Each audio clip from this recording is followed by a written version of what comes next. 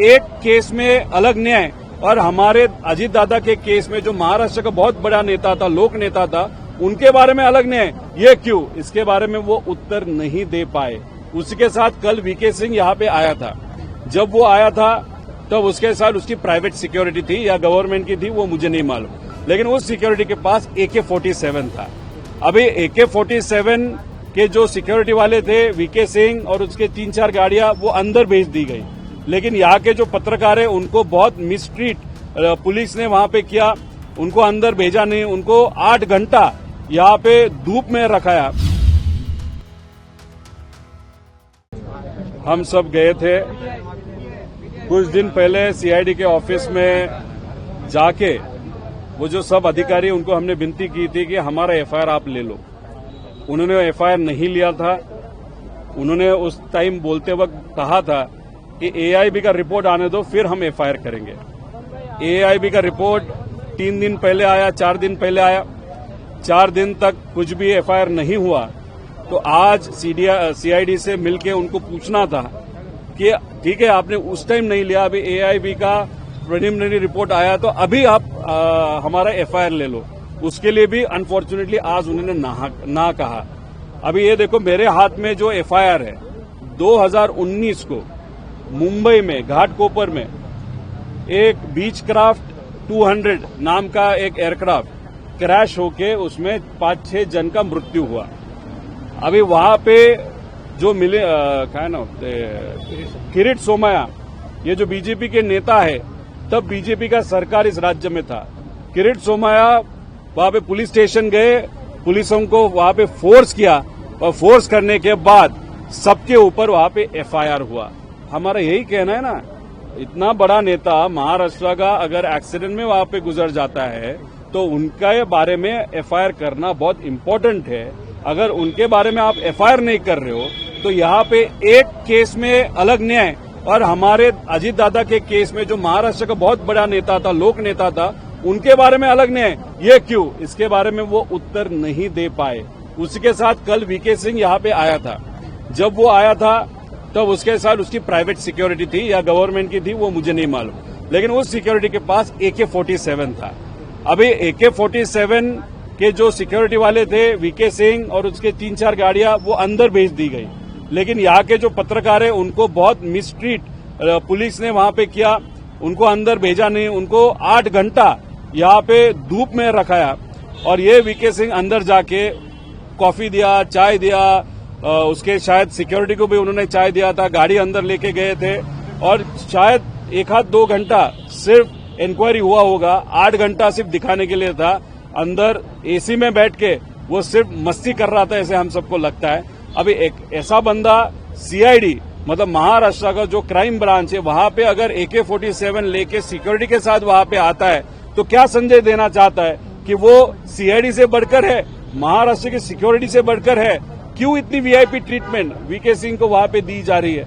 उसी के साथ अगर आप देखो, आते वक्त वो हमको दिखे, जाते वक्त नहीं दिखे।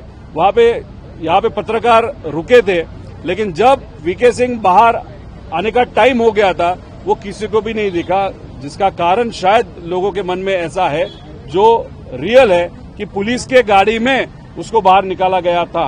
तो अभी ये चीज, अगर ये जो क्राइम करने वाला व्यक्ति एकनाथ शिंदे साहब के बारे में भी अगर 2023 के उनका जो प्लेन था जो ज्यूरिक जाने वाला था, उस टाइम वो मिडिल ईस्ट जाने के बाद, वहां पे फ्यूलिंग होने के बाद बहरीन से जब निकला, तब ईरान में जब वो गया था, तब ईरान के गवर्नमेंट ने कहा था कि आपने परमिशन नहीं ली, हमारे एरिया में कैसे आप आ सकते हैं। वैसे इराक ने भी वहां पे कहा था, मतलब वहां पे भी अगर 5 मिनट का डिले होता तो एकनाथ शिंदे जी का प्लेन भी वहां पे डाउन हो जाता।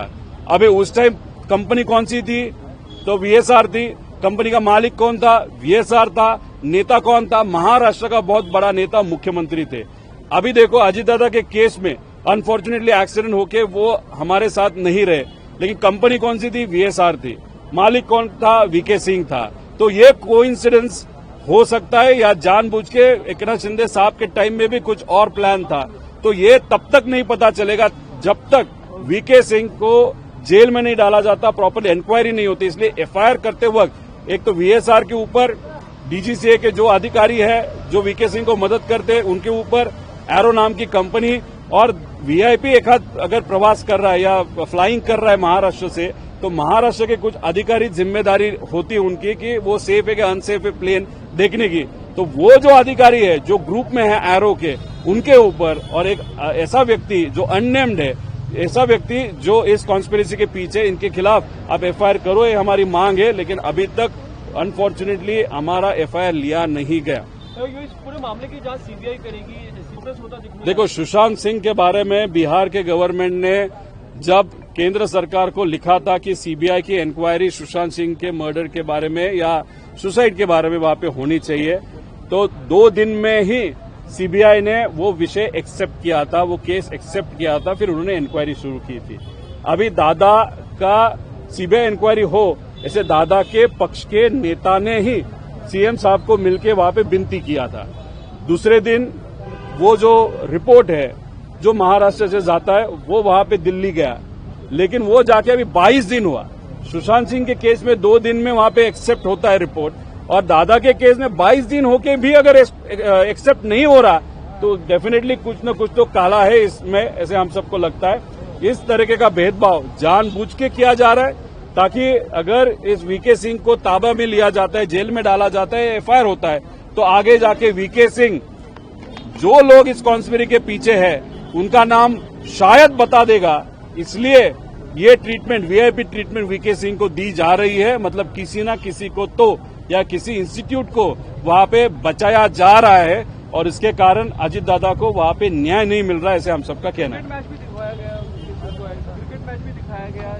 जो अभी देखो ना, अंदर जाके इतनी वीआईपी ट्रीटमेंट कि उनके साथ एक प्राइवेट सिक्योरिटी सीआईडी कार्यालय जाते वक्त एक AK-47 डायरेक्ट ओपनली वहां पे लेके जाता है और उनको स्वीकारा जाता है, लेकिन मीडिया को बाहर रखा जाता है, लोगों को बाहर रखा जाता है।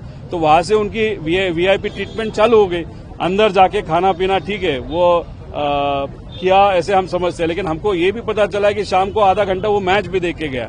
मतलब कहा न कहा तो भी एक वीआईपी ट्रीटमेंट ये वीके सिंह को दी जा रही है। अभी आते वक्त वीके सिंह कौन से गाड़ी में आया दुनिया को मालूम है, मीडिया को मालूम है, लेकिन जाते वक्त वीके सिंह कौन सी गाड़ी में गया किसी को भी नहीं मालूम, क्योंकि शायद वीके सिंह को बाहर मीडिया से बचाने के लिए, लोगों से बचाने के लिए, बचाना मतलब सिर्फ मीडिया को क्या चाहिए था, एक स्टेटमेंट चाहिए था कि उसका क्या कहना है, लेकिन वो स्टेटमेंट देने का धाड़स या हिम्मत उस वीके सिंह में न होने के कारण पुलिस के गाड़ी में वीके सिंह को वीआईपी ट्रीटमेंट देते हुए बाहर निकाला, ऐसे हम सबका कहना है। आप कह रहे थे कि आप कल दिल्ली जाएंगे और कल केजरीवाल साहब को हम मिल रहे हैं, उसके बाद हमने leader of opposition Rahul Gandhi ji, उनका भी टाइम वहां पे मांगा है।